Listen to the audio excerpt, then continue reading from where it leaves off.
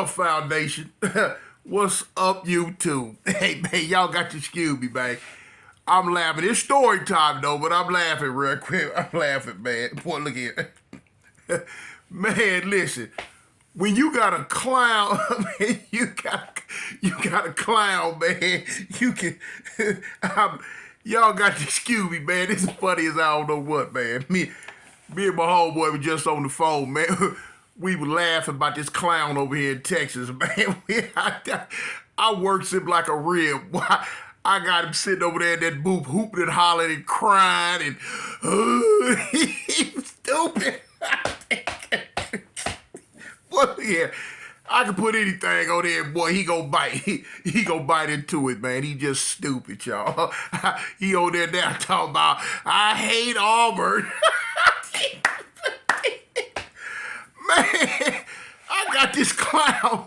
Talking about he hate a football team. Anyway, y'all, it's your big partner, man. Cartoon One, y'all. The village storyteller, man. I'm back again, y'all. I'm back again. Anyway, as you can tell by the title, as usual, man, this is a story, man, about when two groups, when the disciples and the vice lords got into it in the pen, man, over a shirt that I made. You know what I'm saying? A shirt that I was paid to make.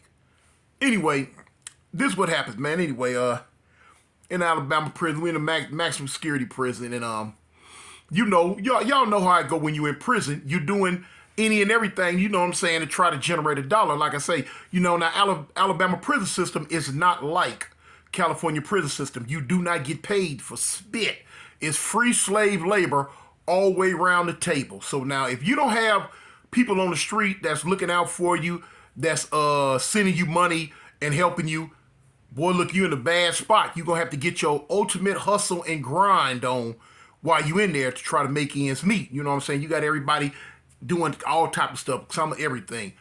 Anyway, this is during the time now, I not just because my name is Cartoon, but now it just is what it is. I know how to paint, I know how to draw, and you know, I do tattoos and all that. You know what I'm saying? So, you know, my time while I was incarcerated, I generated a lot of money, you know, tattoos and my artwork, mostly drawing. You know what I'm saying? On my tattoo hookup, it was me and a white dude. He knew how to tattoo real good, and I knew how to draw. So we had a hookup called Wicked Inkers. And dudes would come to the cell, and they would just describe what they wanted. And from me hearing it, I was able to sketch it out. And, you know, white dude named Cajun. Shout out to Cajun if he's still around.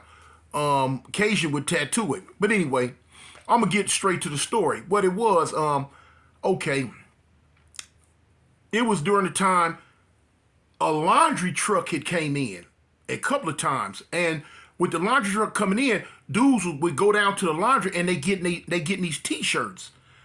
And the T-shirts that they getting, I'm talking about they buying a rip. I'm talking about they look good. You know what I'm saying? They look real good. And so dudes trying to get them, especially them youngsters, because it remind them of them, you know, T-shirts that they was wearing on the street and all that. So anyway, I had a bright idea. I said, you know what? I went down to the laundry and I talked to a guy. I said, man, look, how much you charge me for, you know, get these T-shirts in bulk, and I need a bunch of them. So he like, well, Toon, listen, I'm gonna charge you $1 a piece. I said, okay, cool. Because now my idea was I would go down, the thing I want to do, I want to go down to the laundry, I get these T-shirts, and I bring them back, and, I put them over my stretch board, and I would draw and paint whatever dudes in the block or in the prison wanted. They would put their orders in, and like, well, Toon, could you hit this up? Could you draw this? Could you do this, do this, do this, do this, do this? I'm like, yeah, homie, you know what I'm saying? So they would tell me their size, you know what I'm saying, and all that, I'd get it. And I would draw and paint whatever they wanted on their T-shirts. You know, administration wasn't tripping. And I would draw and paint whatever they wanted on their T-shirts and charge them $5 a shirt.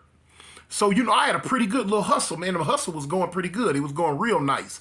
So, you know, time going on, man, I'm talking about, man, I'm making some nice money with these T-shirts. You know what I'm saying? Dude in the laundry, he making nice money because I'm buying the shirts like 30 a wop. So that's $30 he making. And you do the math. on, 5 times 30. Boom. So anyway, a dude come to me one day, and he was like, Tune, this is what I want. And the dude name was Dale. And when Dale came to me, he was like, Tune, you hooked me up a shirt. I'm like, yeah, what you need, homie? What you want? He said, I want he wanted a top hat. He wanted a top hat with 2 canes on it, crossing in front, in back of the top hat, with the top hat in the front. I'm like, okay. I'm like, what is that? He like, well, that's my logo. Now, Dale was a vice lord. Now, the prison we were in at the time, it didn't have very many. It didn't have very many vice lords in this prison at the time. Only a handful. But now, the handful that was there, they was good to go. But they just didn't have many. As far as that side of the fence went, the majority were GDs, gangster disciples. And when he came to me about the shirt, I'm like, okay, I'm hook it up. You want a name on it or anything?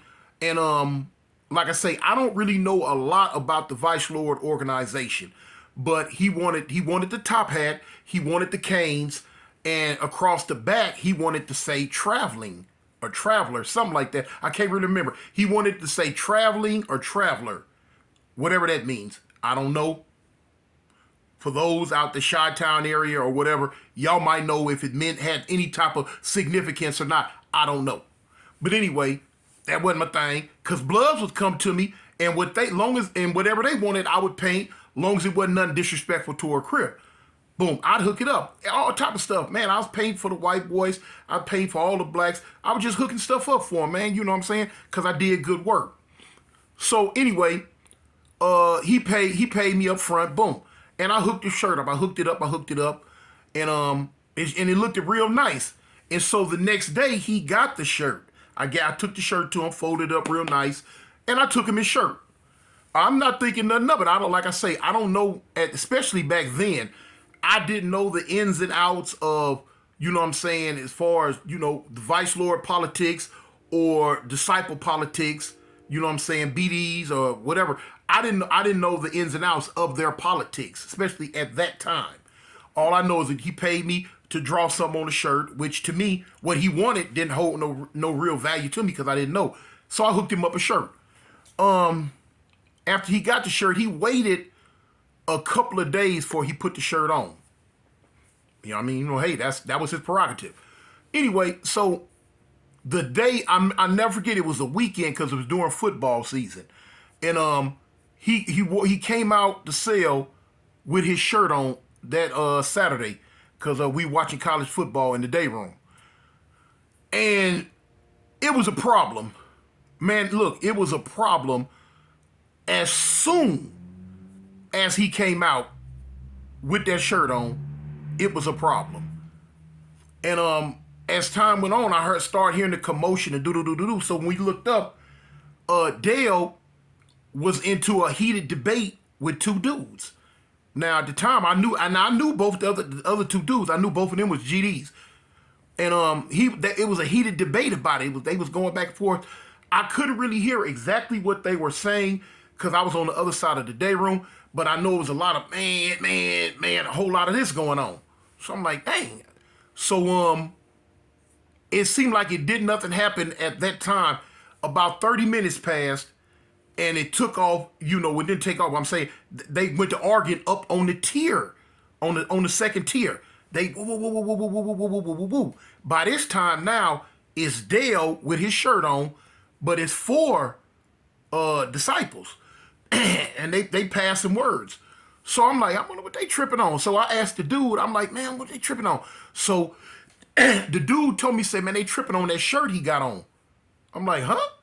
They like, yeah, they want him to take his shirt off. They telling him he can't wear his shirt. So I'm like, hey, why he can't wear his shirt? Everybody else got their shirts on. So he like, man, what he got on his shirt it has something to do with representing Vice Lord. I'm like, huh? They like, yeah. So he was telling me about them and them really don't get along. So I'm like, as long as he been in the block, Ain't been no tripping or nothing like that. They ain't never said that. They say, well, he ain't never really wore his colors. Now he wearing his colors, and they ain't gonna go for it. I'm like, dang. I said, for real. I said, shoot, I'm gonna watch this. I'm gonna watch this unfold. So, you know, man, prison politics are a trip, you know, especially, well, it's street politics in the prison. So, man, they going at it. So they'll end up just turning around, walking off. So I'm thinking at that time that was it. That was going to be it. Time goes on, that day goes on, you know, it flew out my mind. I wasn't paying no more attention to it. It had nothing to do with me. They called chow call, which was dinner. Everybody went to dinner. Everybody came back. You know what I'm saying? And it was regular. All of a sudden, on the top tier, the second tier, not on the side where they were first arguing at, on the other side over here by the showers, you heard a boom. Cause I tell you, when dudes knock them doors open real hard and fast, they'll open up all the way and they'll slam up against the wall. Boom. And so, you know, dudes looking. I looked up. I'm like, man, what's going on? Dale got a knife in his hand, but he's backing up down the tier. And I see where his shirt is starting to turn red. Man, Dale been stabbed. But now Dale got this knife and he backing up, and you got two dudes, which I knew at the time were disciples, and it was two of the dudes that he was arguing with earlier. Both of them got knives, and they trying to stab Dale. But now Dale, he got his knife too, and basically it's like a Mexican standoff. Man, them dudes stood up on the second tier, and they butchered each other. I'm talking, man, they butchered each other to the floor. Boom, they were stabbing Dale, and Dale was stabbing them. They going at it, boom, boom, boom. Now it's two of them and one of him. But now Dale's serving his iron. He's serving his iron, but now they serving Dale too. You know what I'm saying? Wasn't no winners in this. So now like, man, dude's like, oh. So now the cube hit it. The cube done hit the alarm. You know what I'm saying? The cube done slammed the window open. Y'all get out, get back. Y'all get back. But now here it is, like I told you. Dale was the only vice lord in the block. There were no more. He was the only one in this block. Now you got at least 20 disciples in this block. You know what I'm saying? Which I'm gonna say were just from the GD factor. That wasn't counting dudes that was in there that was IGD, BD, or BGD, or BG. That wasn't counting those. I'm just counting the GDs that I knew that were in the block. These were some big blocks, and like I say, it was a lot. It was a lot of, it's a lot of cats in there. It's a lot of dudes in Alabama from off that disciple tree, and so when dudes looked up and they seen the knife fight going down, dudes stabbing each other. So now you had other dudes that's running to aid and assist. So boom, when they get to the end of the tier. Now dudes starting to run up the stairs at the other end, and now they starting to run up the stairs right there by where because now Dale done backed up against the wall. When you hit the wall, the stairs go down. Now Dale done backed up against the wall. Now dudes starting to come up the tier, come up the stairs. Now Dale know these more disciples that's coming, but he trying to give it all he got. Now the cell door that's right there open, which is I think 13 or it was 16 on that side. I can't remember. But anyway, it's open. That cell door was open. So now Dale, he did the smart thing. He spun off the wall and he got to the cell and he boomed the door. Boom. So now when he boomed the door, you got about 12 dudes. You had about like 12 dudes that was at the door kicking it and pulling. But now once you boom the door, the only way that door is going to open up is if they hit the button in the cube, unless it's a block in the door. If it's, it's a thing called a block. You can make a block to where you can click your cell on yourself from the inside. So boom, if it was a block in the door, well, they call it a trick. You call it a block or a trick. If it's a trick in the door, anyway, when he boomed the door, it locked. So now they at the door, they can't get in, By this time, after a minute, here come the goon squad. You know what I'm saying? The police, they running in. Everybody get back. Get back, get back. Get out, get out, get out. Get back, get back. So now dudes, trying to disperse. Now, the two dudes that were initially in the knife fight with him, they had already got on. They going back to whatever cell they going to. They trying to clean up and patch up. You know what I'm saying? Because they know the alarm been hit. They know the goon squad coming. So they already done got ghosts. They trying to clean up. The police in the cube, it was so much confusion going on. He's not really 100% sure who all was involved. Now, he know Dale was involved because Dale done locked himself in this cell right here. But the other two dudes and all these other dudes that was up there, he don't know who is who and what is what. So when the police run in, dudes go to dispersing, going away, going about their business, getting on. So boom. So now when they get back, they get everybody locked down. Because when I tell you about 20 police ran up in here. So now they done ran everybody to their cells, locked the whole day room down, locked the whole block down. Boom, boom, boom, boom, boom. Get out, get out, get it. So now from my cell downstairs, I'm looking out, I'm watching. I seen when they brought Dale downstairs, they finally popped the door and brought Dale down. You know what I'm saying? He was hit up pretty good, you know what I'm saying? But he walking, he wasn't tripping. So he was hot though, man. He was mad. I never forget when he was leaving out the block, he was woofing.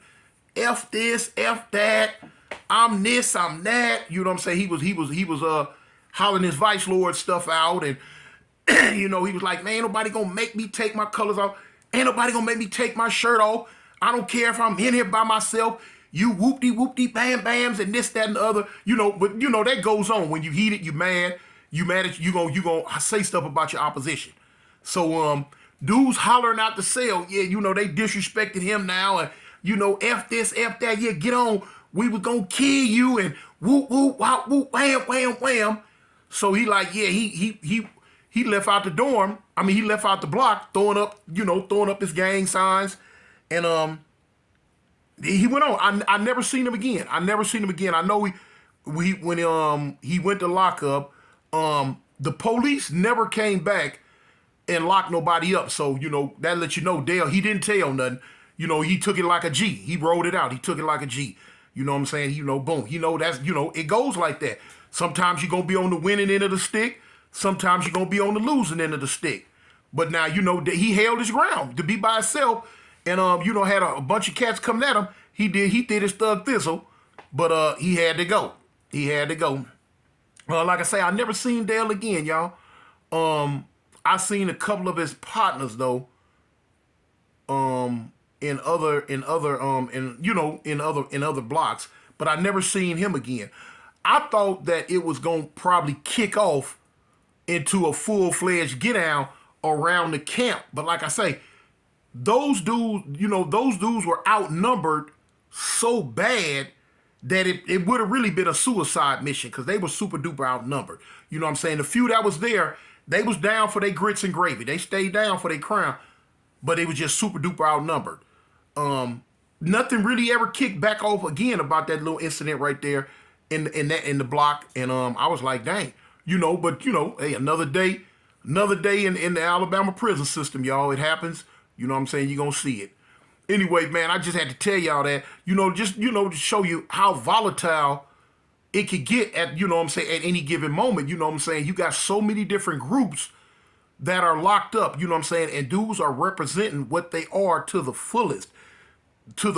Even though it's in Alabama, they represent a lot of stuff that come from LA, and they represent a lot of stuff that come from Chicago.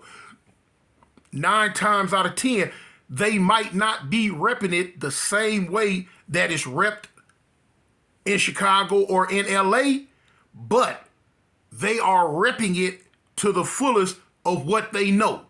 They are repping it to the fullest. They are willing to kill about it, or they are willing to die about it. And that was just that. And that's one of the things I noticed after a while being in Alabama, especially like dealing with the Crip situation. Okay, a lot of times they didn't know exactly this or exactly that, but what they did know, boy,